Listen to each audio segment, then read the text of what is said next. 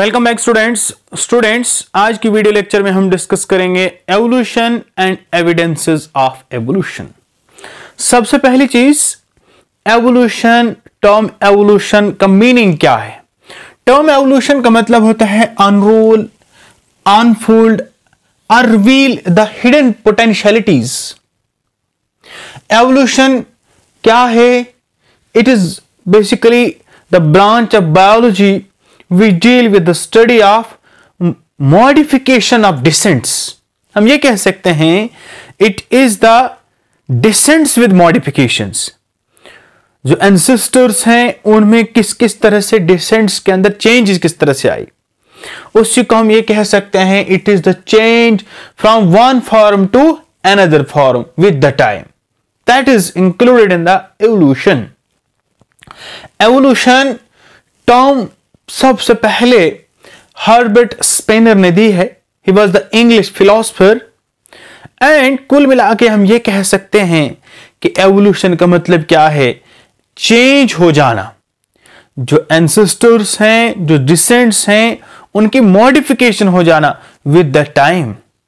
ये एवोल्यूशन कैसे हुआ और वो क्या डिफरेंट एविडेंसेस हैं, वो डिफरेंट शवाहिद क्या हैं जिनकी बुनियाद पर हम कह सकते हैं कि with the time organism modify हो चुके हैं और सिंपल ऑर्गेनिज्म से कॉम्प्लेक्स ऑर्गेनिज्म बन गए हैं। उस चीज को हम कहते हैं evidences of evolution. Evidences of evolution, evolution के डिफरेंट एविडेंसेस हैं, डिफरेंट तरीके से एवोल्यूशन के एविडेंसेस हैं, उनको हम स्टडी करते हैं। One is morphological evidences, second embryological evidences and third palaeontological evidences. उसके अलावा और भी हैं साइटोलॉजिकल एविडेंसेस, फिजियोलॉजिकल एविडेंसेस, लेकिन हम फिलहाल मॉर्फोलॉजिकल एविडेंसेस की बात करते हैं। What is morphological evidences? You know morphology का मतलब क्या होता है? It is the shape, size, structure की बात जिसमें हो वो मॉर्फोलॉजी होता है। और मॉर्फोलॉजिकल एविडेंसेस में हम स्टडी करेंगे उनकी शेप, साइज, स्ट्रक्चर, बॉडी के डिफरेंट पार्ट्स की स्टडी होगी और उससे हमें मालूम हो जाएगा कि किस तरह से सिंपल ऑर्गेनिज्म से कॉम्प्लेक्स ऑर्गेनिजम्स बने। इसमें भी मॉर्फोलॉजिकल एविडेंसेस डिफरेंट तरह के एविडेंसेस हैं। फर्स्टली पहली बात है बॉडी ऑर्गेनाइजेशन। अगर हम एनिमल्स की बात करें, जो भी ऑर्गेनिजम्स हैं उनकी बॉडी ऑर्गेनाइजेशन की अगर हम बात करें, हर एक ऑर्गेनिज्म किससे बना हुआ है? सेल से बना हुआ है। तो what is the basic unit of living organism? It is cell. हर ऑर्गेनिज्म की बात करें, सेल जब ज्वाइन हो जाते हैं तो क्या बन जाता है? It is tissue. Same level हर एक में है, मतलब इसी तरह से। उसके बाद टिश्यू के बाद ऑर्गन, एंड ऑर्गन के बाद ऑर्गन सिस्टम, और उसके बाद क्या बन जाता है? ऑर्गेनिज्म। तो similar body organisation different organisms में है। This is one thing. दूसरी बात है ग्रेजुअल मॉडिफिकेशन। इसका मतलब क्या है?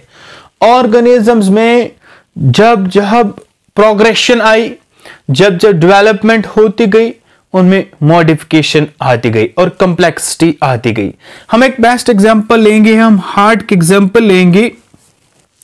अगर हम लोअर ऑर्गेनिज्म की बात करें, फिर आहिस्ता आहिस्ता ये हार्ट जो है ये डेवलप हो गया।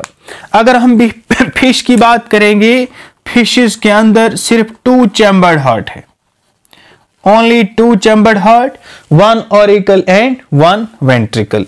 लेकिन फिश से आगे बढ़ते हैं, एम्फीबियंस की बात करते हैं। Amphibian we can say that frog, इसमें 3 चैम्बर्ड, इसमें 3 chambered, 2 auricle and 1 ventricle. Next हम आगे बढ़ते हैं।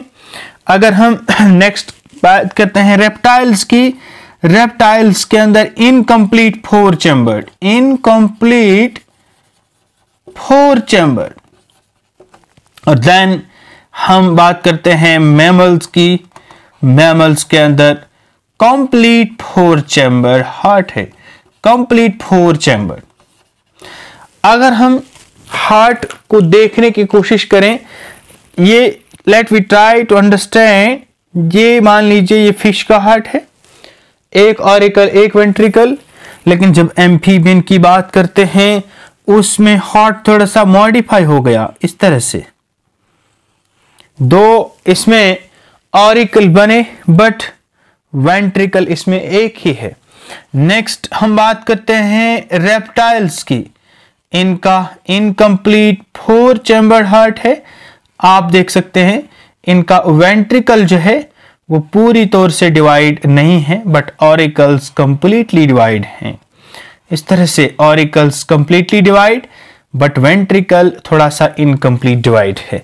लेकिन इन केस ऑफ ह्यूमन और we can say that in case of mammal, heart completely 4 chambered heart है और चारों के चारों चैम्बर जो हैं वो बिल्कुल डिवाइड हैं।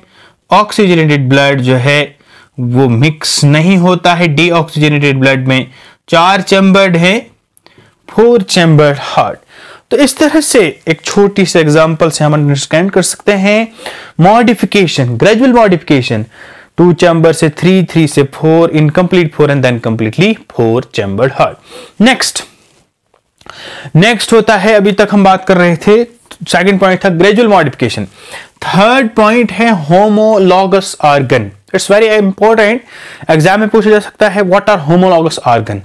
होमोलॉगस ऑर्गन क्या होते हैं? होमोलॉगस ऑर्गन, इनका स्ट्रक्चर और ओरिजिन इनका सेम होता है बट इनका फंक्शन डिफरेंट होता है।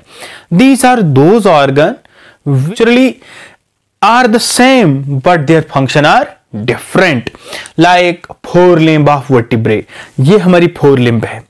फोर लिम्ब ऑफ वर्टिब्रेट्स, ये फोर लिम्ब है, ये हमने यहां पे बनाया है। ह्यूमन हैंड, फ्रॉग है, बैट है। ह्यूमन की बात करते हैं, यहां एक बून है, this is one bone, it is humerus bone. यहां पर 2 बून्स हैं, रेडियस एंड अल्ना। यहां पर कुछ और बून्स हैं और आगे फ्लेंजेस हैं। और हमारा हाथ किस में हेल्प करता है? चीजों को पकड़ने में हेल्प करता है, चीजों जैसे लिखने में हेल्प करेगा, खाना खाने में हेल्प करेगा। तो ये ह्यूमन हैंड की बात करेंगे। लेकिन अगर फ्रॉग की बात करेंगे, इसमें भी सेम, एक बून इधर, यहां पर 2 बून और आगे जिस तरह से हमें फ्लेंजेस हैं उसी तरह से फ्रॉग में भी है। लेकिन फ्रॉग में किस में हेल्प करता है? स्विमिंग में हेल्प करता है, यानी इसका फंक्शन यहां पे डिफरेंट है। नेक्स्ट हम बैट की बात करते हैं, उसमें भी एक बून, देन सेकंड एंड देन आगे फ्लेंजेस उसी तरह से हैं। लेकिन बैट के अंदर इसमें किस में हेल्प करता है? इट हेल्प्स इन फ्लाइंग, ये बैट में उड़ने में हेल्प करता है। सिमिलरली अगर हम बात करते हैं हॉर्स की फोर लिम्ब, हॉर्स की फोर लिम्ब में भी पहले एक बून, देन 2, फिर और बाद में उसी तरह से। लेकिन हॉर्स की फोर लिम्ब जो है, पहली वाली लेग जो है, पहली वाली टांगें जो होती हैं वो किस में हेल्प करती है? रनिंग में, वो चलने में हेल्प करती हैं, या we can say that walking में हेल्प करती हैं। तो उनको हम homologous organ कहते हैं। What are homologous organ? Those organ which are same in the structure and origin, but they are different in the function. Best example is the forelimb of vertebrate. Next, analogous organ. Next fourth point क्या है? Analogous organ. ये बिल्कुल reverse है। Analogous organ का structure और origin जो है वो डिफरेंट है but function is the same. Structure and origin is the different but function is the same. We have the best example, wings of the insects and the birds. ये हमने insect बनाया है और ये बर्ड की wing है। आप देख सकते हैं इंसेक्ट की विंग भी और बर्ड की विंग भी किस में हेल्प कर रही है? दोनों फ्लाइंग में हेल्प कर रही है, दोनों उड़ने में हेल्प कर रही हैं। बट डिफरेंस किस चीज का है? इसका स्ट्रक्चर और इसका ओरिजिन जो है ये डिफरेंट है। देखिए ये हमने इंसेक्ट बनाया है, इसकी विंग जो है ये डायरेक्टली इसकी मेम्ब्रेन से डेवलप हो चुकी है, इसके बीच में और कोई चीज नहीं है। But in case of the bird there are the bones और उसके ऊपर फीदर्स लगे हुए हैं। इसका स्ट्रक्चर डिफरेंट है, ओरिजिन डिफरेंट है but function is the same. Same दोनों का फंक्शन है, ये भी फ्लाइंग में हेल्प कर रहा है और ये भी फ्लाइंग में हेल्प कर रहा है। This is all about some homologous organ. Stay tuned, watch the video, like and share the video. Thanks.